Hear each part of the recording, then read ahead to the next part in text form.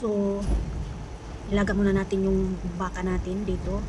Mga 30 minutes lang. Ang tagal din nilalalaga ko ito. Akala ko ba hindi ko rin nalaga ito paggabi. Kaya yun, ganyan. Direct ko lang. Excuse me. Laga ng laga. 30 minutes, so yan, mix-mix lang natin yan. Pero iniwan ko yan ng 30 minutes din. Para lang maglambot siya. Wala kasi akong nilagay na natural lang yung pagluto ko yan, paglaga dyan. Wala, itayin na lang natin yan. So guys, continue yung natin, paglaga ng baka natin para malambot siya.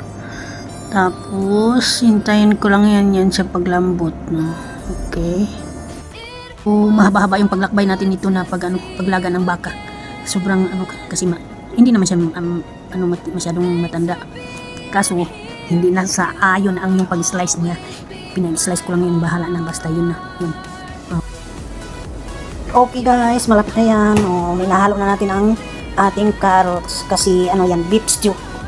Simmer ba yan? Tawag niya? Yan na yan. Basta yun na yan. Tapos, marami pa yan yung mga ingredients dyan.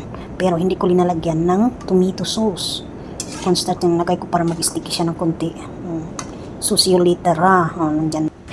Continue yung luto natin. Yung, carrot. Medyo matagal-tagal pa yan. Mga 5 minutes na pa yan. 5 minutes na yan o 15 minutes. Okay.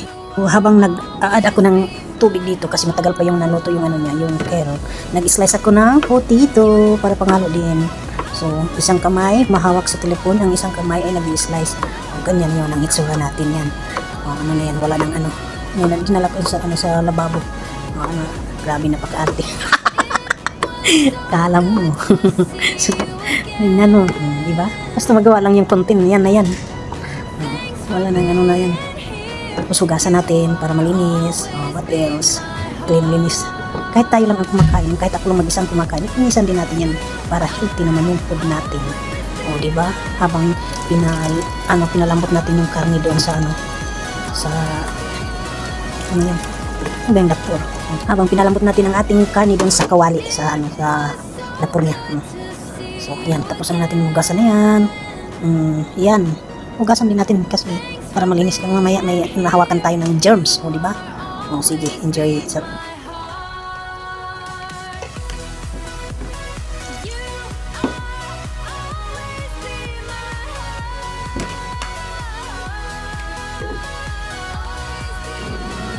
Habang continue magluto natin sa ating farm na pagpapalambot, so dinidre na natin ang ating green peas.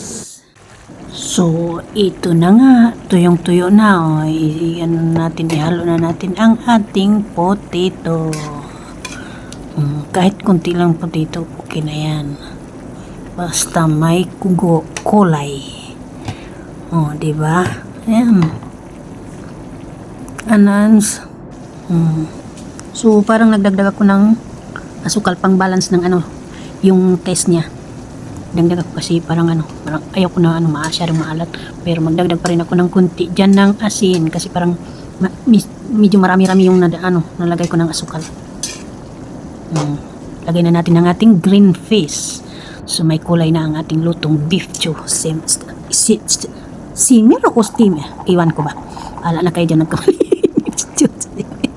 Adoy, wala tayo, basta maluto lang yan. Okay na, try ko ng luto. Hindi ko nga sana ito ikuna ng video kasi sabi ko parang hindi pa ito okay kaya, pero wala akong magawa kasi wala na akong pang-upload na kaya yan na lang ginagawa ko pang content. So ayan, so hintayin natin ng 5 minutes, maluto na yan siya. 5 minutes, so 1, 2, wag naman bilisan ng magbilang dahil pa kailangan pa siya, mag-boiling muna siya bago iluto-luto muna niya yung green peas na yan. Okay, thank you for watching.